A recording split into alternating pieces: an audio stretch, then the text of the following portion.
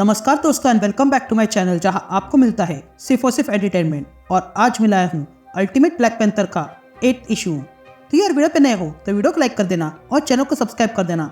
और साथ ही मेरे चैनल पर ज्वाइन बटन स्टार्ट हो गया है तो आप वहां से ज्वाइन कर सकते हो। और उसी के साथ अब आप मुझसे व्हाट्सएप पर जुड़ सकते हो जिसका लिंक मैं आपको डिस्क्रिप्शन में दे दूंगा। तो यार पिछले इशू में आपने देखा कि टचाला कोनशु और राज से लड़ाई करने के लिए पूरी तैयारी कर लेता है। और साथ ही टचाला को ये पता चल गया था कि वाइब्रेनियम के साथ साथ एक और मेटल अर्थ पे आ गिरा है जो ठीक वाइब्रेनियम का ऑपोजिट है, जो लाइफ को बहुत तेजी से बढ़ाता है। ये जानने के बाद टचाला उस पर रिसर्च करने लगा था, लेकिन तभी कोनशु ने वो मेटल चोरी कर लिया। तो अब आगे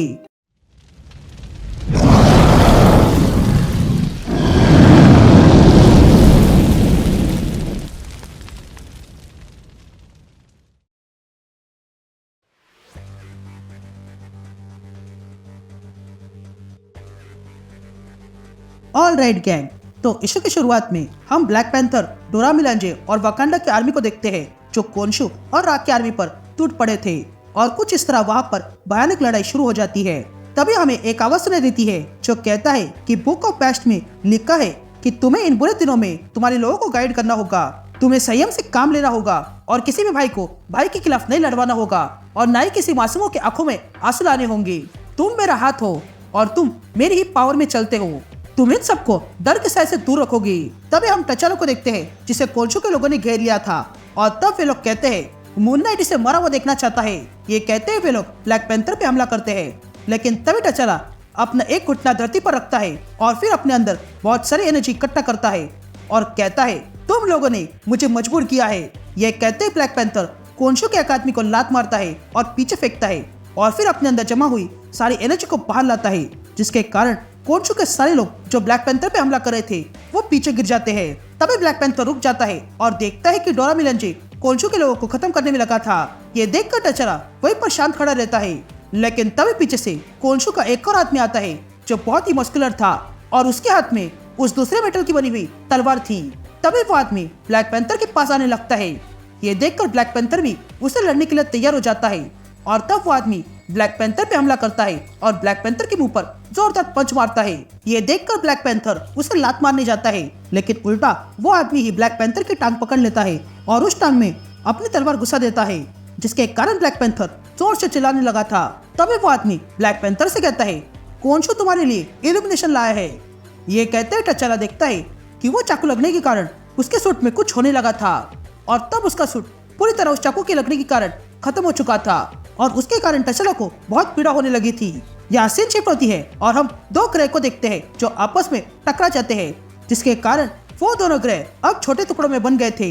और तब वे सारे टुकड़े अर्थ की ओर आने लगते हैं और वे आके किसी रेगिस्तान में गिर जाते हैं और वहाँ पर बड़ा उजाला हो जाता है। यहाँ हम टचाला को देखते हैं जो बिना कपड़ों के रेगिस्तान में घूम रहा था और तब उसे वहाँ पर वाइब्रेनियम का टुकड़ा मिलता है जिसे वो उठा लेता है और उठाते ही कुछ हो जाता है और अगले पल उसके अंदर से ब्लैक पैंथर बाहर आने लगता है और तब वो पूरी तरह ब्लैक पैंथर बन जाता है। ये देखकर अचानक से टचाला जाग जाता है और देखता है कि वो तो अपने कमरे में ही था। तभी ओकोय उसके पास आती है और कहती है शांत हो जाओ, जिस पर टचाला कहता है आखिरी बात जो मुझे याद है वो है वॉर। जिस पर ओकोय टचाला से कहती है हाँ, वॉर के कारण हर रोज कोई ना कोई मेमोरी होती है और तुम तो लड़ाई के मैदान में बेहोश हो गए थे और अब जाके 7 दिन बाद तुम्हें होश आया है। तुम 7 दिन रो रहे थे और चिल्ला रहे थे, इसलिए मुझे हर रोज लोगों को झूठ बोलना पड़ रहा था क्योंकि मुझे डर था कि तुम मर न जाओ। जिस पर टचाला कहता है मुझे कुछ विजन्स आ रहे थे। यह सुनते ही ओकोय वो चाकू लेकर आती है जो टचाला के पैर में घुस गया था और कहती है ये तुम्हारे पैर से निकला हुआ कोनशु का गिफ्ट है, लेकिन इस पर पॉइजन लगा हुआ है। यह सुनते ही टचाला पानी मांगता है। तभी ओकोय टचाला को पानी देती है और कहती है आराम करो और अपनी बहन से कहना कि हमला न करे, मैं उसे अब रोक नहीं सकती हूँ। जिस पर टचाला कहता है हाँ, मैं उससे बात करूंगा। जिस पर ओकोय कहती है वो बात करने के मूड में नहीं है। जिस पर टचाला कहता है हाँ, और मैं झगड़ने के मूड में नहीं हूँ और ये फील कर पा रहा हूँ। जिस पर ओकोय कहती है क्या फील कर पा रहे हो? जिस पर टचाला कहता है मैं इस वेपन को फील कर पा रहा हूँ, ऐसा लग रहा है कि ये वेपन सांस ले रहा है, हमारा वाइब्रेनियम गाता है और वो मैं सुन पा रहा हूँ। जिस पर ओकोय कहती है तुम क्या बोल रहे हो, इसका कोई सेंस नहीं बन रहा है। ये सुनते ही टचाला ओकोय से कहता है वो वेपन उठा लो। तभी ओकोय वो वेपन उठा लेती है। तभी टचाला कहता है बस सीधे हाथ उसे पकड़े रहना। ये देखकर टचाला उस वेपन की ओर अपना हाथ बढ़ाता है और अगले पल वो वेपन उसके हाथ में था।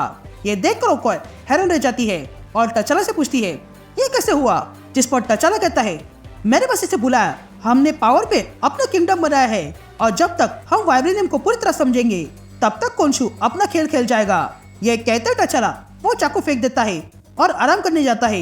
यहाँ सीन शिफ्ट होती है और हम ईस्टर्न यूरोप देखते हैं जहाँ की किसी लाइब्रेरी में हम एक आदमी को देखते हैं जिसे कोई उठाकर फेंक देता है और तब वे लोग इस आदमी से कहते हैं तुम चाहो तो ये कर सकते हो या फिर हमें बता सकते हो वो कहाँ पे है, जिस पर वो आदमी कहता है अगर मैंने तुम्हें बता दिया तो मैं मर जाऊंगा। ये कहते हैं उस आदमी पर बिजली गिरने लगती है और तब उसे कोई कहता है अगर तुमने नहीं बताया तो हम तुम्हें मार देंगे।